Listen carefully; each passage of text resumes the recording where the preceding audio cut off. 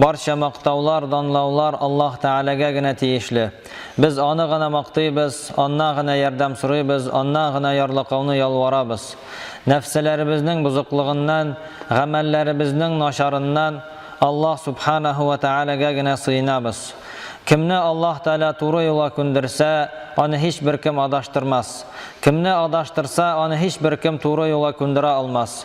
Şahidlik berem, Allah'tan başka hiçbir ilah, ibadat qilina turgan, tobina turgan zot yo'q, yolg'iz ul, onun tengdoshi yo'q. Ham şahidlik berem Muhammad sallallahu aleyhi ve sellem onun quli ham elchisi. Ona, onun ahli beyti yaqinlarına, sahabelerine, tabi'inlerge hem onlarning yo'lin davom etuvchi barcha mümin musulmonlarga Allah Teala'nın rahmeti hem mağfireti bulsaydı. İmam Tirmizi'de Abu Hurayra radıyallahu anhudan getirilgen bir hadiste Peygamberimiz sallallahu aleyhi ve sellem etken min husnil islami mer'i terkuhu ma la ya'nih.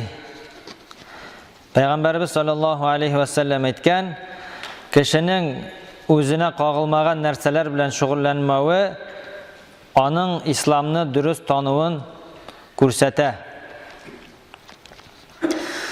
Haligi oz ham foydali so'zlar bizga bu dunyoda da oxiratda da kerakli narsalarni anglata. Olimlar aytuvuncha bu so'zlar Peygamberimiz sallallahu aleyhi ve sellemni mo'g'archa bir kimga da aytmagan oz ko'lamli lakin teran ma'nolarni o'z ichine olgan hadislarning birisi bo'lib tura. Bu hadis dinning yortisi bo'lib tura. Chunki din ul narsani bo'lsa da ishlav yoki narsadan bo'lsa da tiyiluvdan tura. Ham bu hadisda endi narsadan bo'lsa bosh tortuv, narsadan bo'lsa da tiyiluv turunda so'z bora. İslamning maqsadi salomat davlat tuzu, kishilarni kelishuvda yashatu, izg'ishlar turunda unuttiru. Bundan tış İslam jamiyatining har bir vakilin iminligini ta'min etirga umtila. Kishilar orasi buzuluv jamiyatga bek ko'p ziyon keltira. Jamiyatning taraluvuna sabab bo'la. Kishilarning qo'rqinish halda qoluvi kabi narsalarga ketirga mumkin. Ham ko'p uchroqda jamiyatning taraluvi bu endi u jamiyatning kishilarining o'zine qog'ilmagan narsalarda qatnashuvi sabab bo'la. Shunga ko'ra da musulmonning to'g'ri yo'lda bo'luvining bir g'alamati ona qog'ilmagan narsalarni qoldiruvi, ona qog'ilmagan narsalar bilan shug'ullanmavi, ul ishlarda qatnashmavi. Kishining o'zine qog'ilmagan, onda onun qatnashi bo'lmagan narsalar bilan shug'ullanuvi kuchni bo'shqa aramitu ham endi imonning zag'ifligining belgisi. Bu dunyoda kishi boshqa kishilar orasida yashay, ular bilan ko'p turli ishlar bilan aralasha, ular bilan suylasha, munosabatlar onu beylab tura. Lakin musulmon kishining har bir qilgan ishi, har yashagan saati, har bir aytgan so'zi u butun uchun javob beracak. Ikkinchi yoqdan endi kishi o'zining tirasida bo'lgan butun narsa bilan shug'ullansa, bu aning endi o'zine kerak bo'lganidan ziyon keltirishi mumkin. Ya'ni o'zi teyish bo'lgan ishlarni ishlarga ona bek az vaqt qola, ham ona endi u qumashovli o'zine teyishli bo'lgan narsalarni, amallarni o'tavni. Shunga ko'ra da musulmon kishi o'zine qog'ilgan narsalar bilan shug'ullanirga teyish. Chunki agar endi u o'zine qog'ilmagan narsalar bilan shug'ullansa, natijada endi u bu dunyoda da ziyon ko'ra, ham oxiratda da ziyon ko'ra.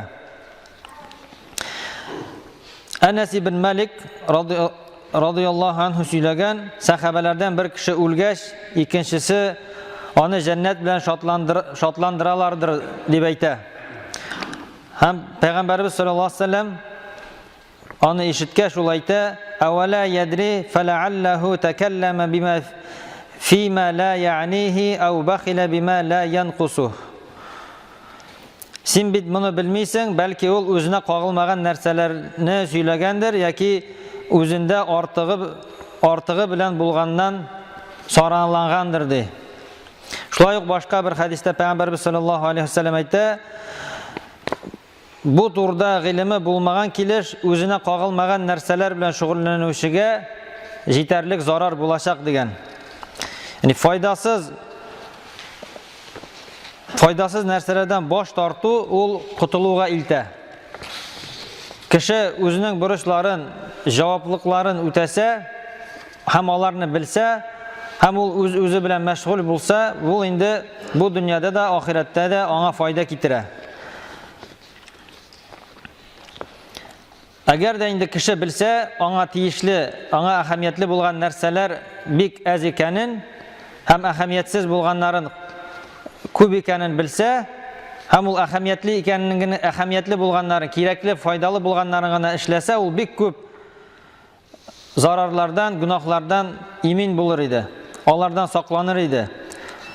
Һәм кеше әгәр инде үзенә кагылганнарны гына эшләсә, һәм аңа кирәк булмаган, әһәмиятсез булган нәрсәләрне калдырса, бу аның инде исламын дөрес тотуының һәм иманының көченең ныклыгын һәм тақвалыгы дөрес икәнлеген күрсәтә. Һәм инде әгәр кеше шулай эшли икән, инде бу аңа инде ике дөньяда да файда китерә. Пәйгамбәрбез саллаллаһу алейһи ва саллям әйткән: "Иза ахсана ахадукум исламуху факуллу хасанатин я'малуха туктабу лаху би'ашри амсалиха ila 700 ضعف wa kullu sayyi'atin ya'maluha tuktabu lahu bimithliha." Әгәр сезнең берәрегезнең исламны тиешенчә тотса, ул эшләгән һәрбер яхшы эш өчен 10-нан 700-гә кадәр әҗер савап аңа язылачак ди. Һәм инде кем һәрбер кылган начар эше өчен бер начар гамәл кылган дип язылачак ди. Яни әгәр кеше үзенә кагылмаган нәрсәләрне калдыра икән, инде ул исламны дөрес танып, аны дөрес итеп үтәүчеләрдән була. Һәм инде һәрбер кылган изге гамәле өчен 10-нан алып 700-гә кадәр Аллаһ Тәала аңа әҗер саваплар язачак. Шулай ук Имам Малик рахимахуллаһ сөйләгән, бер вакыт кешеләр Луқман алейхиссаламнан сораганнар: "Бу дәрәҗәгә ирешергә сиңа нәрсә ярдәм итте?" дип. Һәм ул әйткән: "Мин гадел идем, әманәтне тапшырдым, һәм миңа кагылмаган нәрсәләр белән шөгыльләнмәдем" ди. Аллаһ Тәала белән мәшгуль булган йөрәк аңа кагылмаган нәрсәләрдән читләшә. Аллаһ Тәаланы күргән кебек гыйбадат кылу, аны һәр вакыт якында икәнен сизеп, аңа гыйбадат кылу, гамәл кылучыны менә шушы гамәле аңа кагылмаган нәрсәләрдән ерагайта. Хасан аль-Басри рахимахуллаһ әйткән: "Аллаһның үз бәндәсеннән бурылуының билгесе аның бәндәсен аңа кагылмаган эшләр белән шөгыльләнергә мәҗбүр итүе." Яни әгәр кеше үзенә кагылмаган нәрсәләр белән шөгыльләнә икән, ул инде Аллаһ Тәаләдән ерак булуның бер билгесе булып тора. Һәм инде кешегә нинди эшләр кагыласың?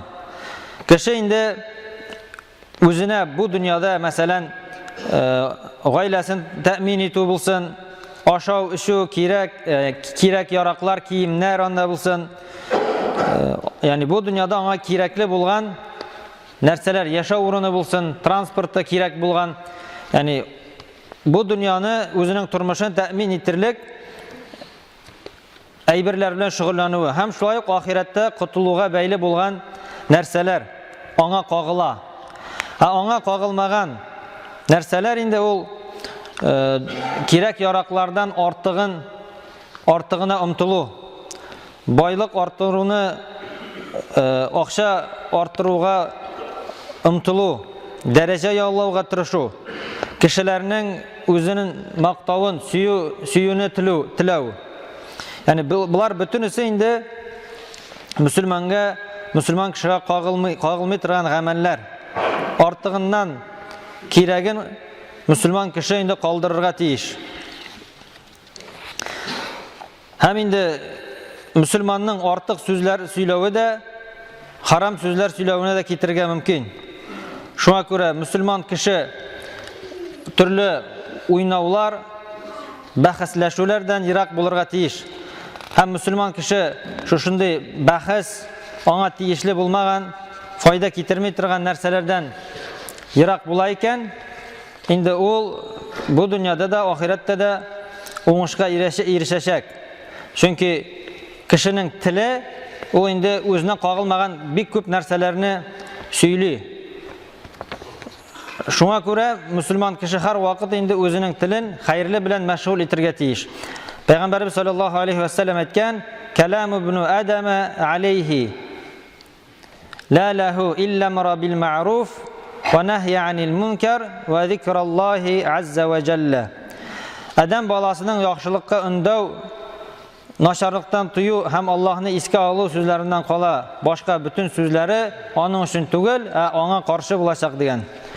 Шуңа күрә Müslüman кеше инде үзенең барча гамәлләрендә дә, сүзләрендә дә үзенә кагылганы белән генә мәшгуль булырга тиеш. Һәм кеше шулай итеп яши икән, шулай итеп гамәл кыла икән, бу инде аның исламны дөрес аңлавын, дөрес тотуын күрсәтә. Аллаһ Тәала инде безгә, үзебезгә кагылган, безгә кирәкле булган нәрсәләр белән шөгыльләнергә насыйп әйләсә иде, кушканнарын үтәп, тыйылганнарыннан тыйылып, Müslümanlardan bulup yaşarga nasip hem yasar kılsaydı. Barakallahu lana ve lekum fil Kur'anil azim ve nefa'na ve iyyakum bil ayati ve zikril hakim. İnnehu huves semi'ud dua.